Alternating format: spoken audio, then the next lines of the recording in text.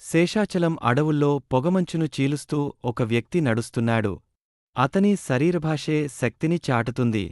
ప్రపంచం అతన్ని మరచిపోయిందనుకున్నా పుష్ప తిరిగి వచ్చాడు. మరింత బలంగా, మరింత ధైర్యంగా. పోలీసులు విశ్రమించడం లేదు. అడవిని జల్లెడ పట్టి పుష్పాని వెతుకుతున్నారు.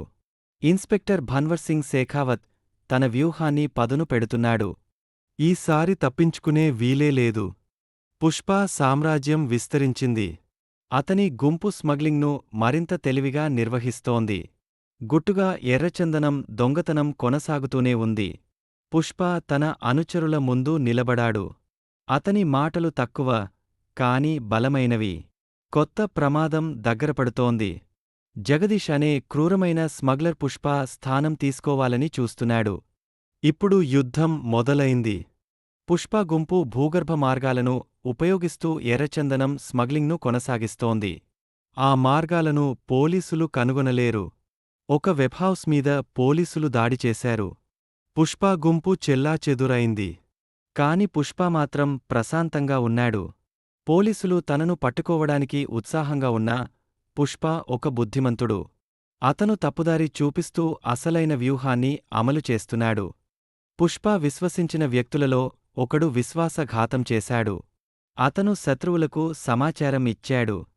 కాని పుష్ప ఈ నేరాన్ని అస్సలు క్షమించడు. పుష్ప మరియు జగదీష్ చివరికి ఎదురెదురుగా నిలుస్తారు.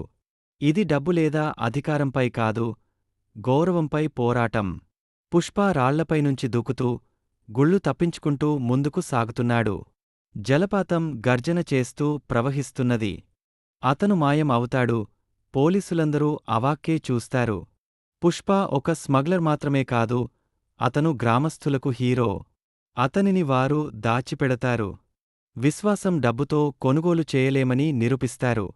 చుట్టుముట్టబడి, గాయపడినప్పటికీ పుష్ప నిలబడే ఉంటాడు. పోలీసులు, శత్రువులు అందరూ అక్కడే. అతను చిరునవ్వు చిందిస్తూతాడు. తూటాలు, వ్యూహం పుష్ప వేట మనిషిలాగా పోరాడతాడు. చివరికి అడవి తన నిర్ణయం తీసుకుంటుంది. పుష్ప అడవికి చెందినవాడే. ప్రపంచం పుష్ప ఇక లేడనుకుంటుంది. కానీ గాథలు మరణించవు. అడవి లోతుల్లో ఒక నీడ కదులుతుంది.